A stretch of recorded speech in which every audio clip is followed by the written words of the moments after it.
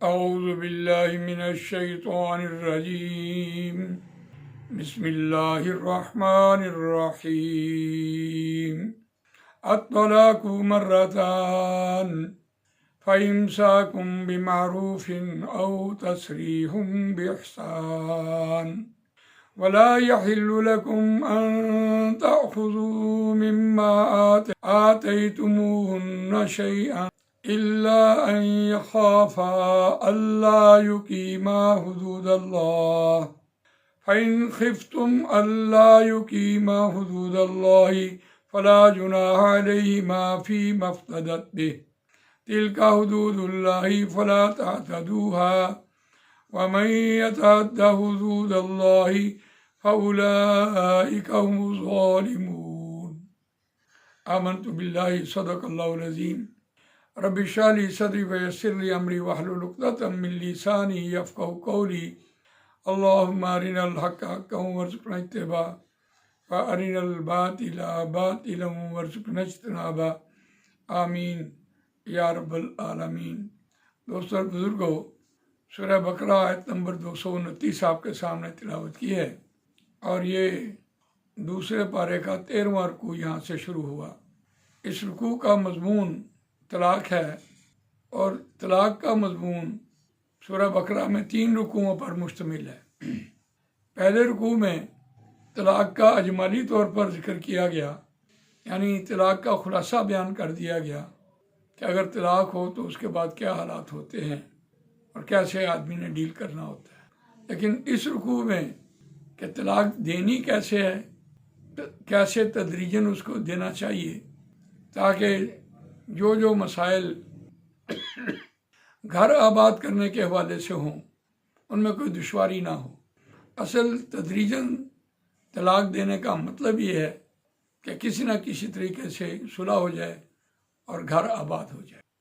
چونکہ پتہ نہیں ہوتا کہ ہم نے کیسے طلاق دینی ہے، تو پھر ایک ہی بار ایک لفظ کو بولا اور طلاق واقع ہو گئی۔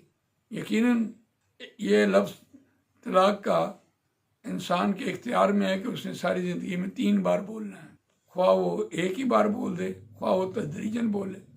تو یہاں قرآن مجید نے تدریجاً طلاق کو دینے کا جو طریقہ سکھایا ہے وہ خوبصورت، وہ انتہائی ایک خوبصورت انداز ہے تاکہ کسی نہ کسی صورت گھر بس جائے اور طلاق نہ ہو۔ تو آیت کا روان ترجمہ سنتے ہیں۔ الطلاق مرتان، طلاق رجعی 2 بار ہے۔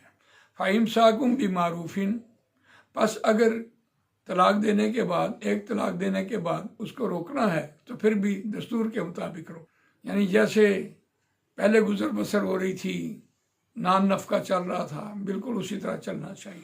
او تسریح بإحسان، یا تمہیں آزاد کرنا ہے تو پھر احسان کر کے آزاد کرو، دے دلا کر، یعنی جو آپ نے اس کا حق مہر باندھا تھا وہ بھی دو، اور جو اس کے ذمہ آپ نے کوئی پلاٹ وغیرہ اس کے نام لگا دیا یا مکان لگا دیا یا اس کے جہیز میں کچھ دے دیا تو وہ بھی آپ اس کو دیں۔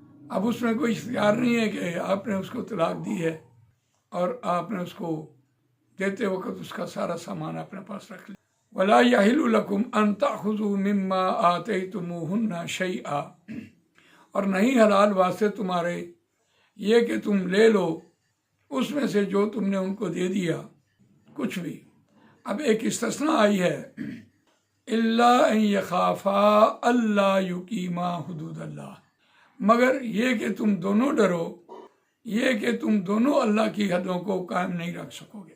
یعنی اگر ایک طلاق دینے کے بعد اگر آپ نے اس کو اپنے گھر میں رکھنا ہے تو پھر طلاق کے بعد مباشرت آپ نے نہیں کرنی، کیونکہ مرد اکیلا ہوتا ہے، رات کو عورت بھی اکیلی ہوتی ہے، ایک طرف ناراضگی چل رہی ہو، ایک طرف مباشرت چل رہی ہو، تو یہ اللہ کے حکم کو توڑنے کے مترادف ہے۔ جب تک صحیح طرح صلح نہ ہو اس وقت وہ اللہ کی حد کو نہ توڑا جائے، یعنی مباشرت نہ کی جائے۔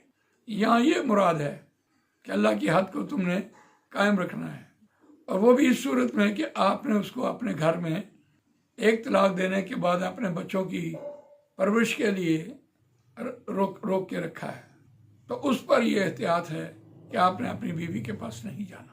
فَإِنْ خِفْتُمْ، بس اگر تم سب کو اس بات کا اندیشہ ہو اب یہاں جمع کا صیغہ لایا گیا ہے کہ برادری کو اس بات کا پتہ چل گیا کہ ان دونوں کی ناچاکی ہے اور انہوں نے ایک طلاق دے دی ہے، اب کہیں یہ اللہ کی حد کو نہ توڑ بیٹھیں، مباشرت نہ کر بیٹھیں، تو پھر یہ اختیار دیا جا رہا ہے اللہ یقیما حدود اللہ، یہ کہ تم دونوں اللہ کی حدوں کو قائم نہیں رکھ سکو گے، تو پھر فلا جناح علیہما، پس اب کسی قسم کا کوئی گناہ نہیں ان دونوں پر، فی مفتدت بہ، پس وہ عورت جو ہے بدلے میں فدیہ میں دے کر اپنی جان چھڑا لے، اللہ کی حد کو نہ توڑنے دے۔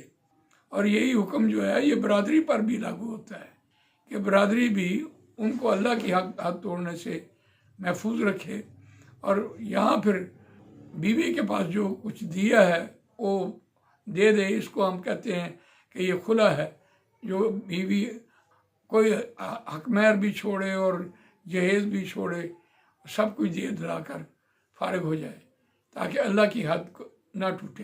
تو اس پر ایک واقعہ بھی ہے کہ حضرت زینب رضی اللہ تعالیٰ عنہ باہر بیٹھی تھیں اور رسول اللہ صلی اللہ علیہ وسلم کا گزر ہوا، تو آپ نے پوچھا کہ کیسے بیٹھی ہو؟ تو آپ نے فرمایا، حضرت زینب رضی اللہ تعالیٰ عنہ نے فرمایا، کہنے لگی کہ اس شخص سے میرا گزارا نہیں ہوتا، یہ اللہ کی حدیں توڑتا ہے۔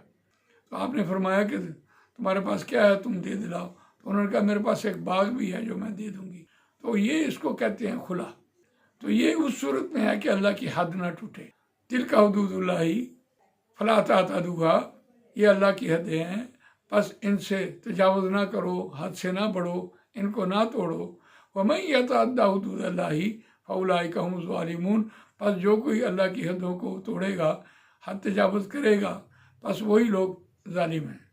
اب یہاں جملہ اسمیہ بولا گیا، فاولئک هم الظالمون، پس وہی لوگ ظالم ہیں۔ عام طور پر جملہ اسمیہ مبتدا اور خبر ہوتی ہے، مبتدا معرفہ ہوتا ہے، حالت فاعلی ہوتی ہے، اور خبر نکرہ ہوتی ہے، حالت فاعلی ہوتی ہے۔ اور اگر سارا زور خبر پہ ہو تو پھر اس کے مطابق ضمیر لانی ہوتی ہے، اس کو ضمیر فصل کہتے ہیں۔ اب یہاں سارا زور خبر پا رہا ہے، خبر کو معرفہ لایا گیا ہے، تو وہی ظالم ہے۔ تو ظلم جو ہے وہ اللہ کو ناپسند ہے۔ ان شرک لظلم عظیم، تو شرک کیا ہے کہ اللہ کی مرضی نہیں، انسان کی اپنی مرضی چلتی ہے، تو اس کو اللہ پسند ہی نہیں کرتا۔ تو شرک اللہ معاف نہیں کرے گا، باقی سب کچھ معاف کر۔ تو اس اعتبار سے ظالم کا لفظ یہاں بولا گیا۔ اللہ تعالیٰ مجھے آپ کو قرآن مجید پڑھنے، سمجھنے، اس پر عمل کرنے، اس کو دوسروں تک پہنچانے کی توفیق عنایت فرمائے۔ سبحانک اللہم و بحمدک، نشہد ان لا الہ الا انت، نستغفرک و نتوب الیک۔